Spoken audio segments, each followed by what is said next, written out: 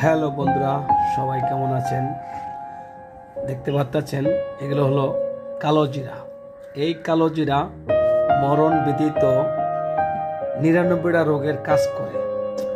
আর এই খেজুর, এটা তো আপনারা ভালো জানেন, এই খেজুর আমাদের নবীজি খেয়েছে। এই একটি খেজুর খেয়ে রোজা রয়েছেন এবং ইফতারি করেছেন। খেজুর খাওয়া সুন্নত, তবে খেজুরের ভিতর থেকে বিচিটা ফালিয়ে দিয়ে এইভাবে কিছু কালিজিরা দেবেন।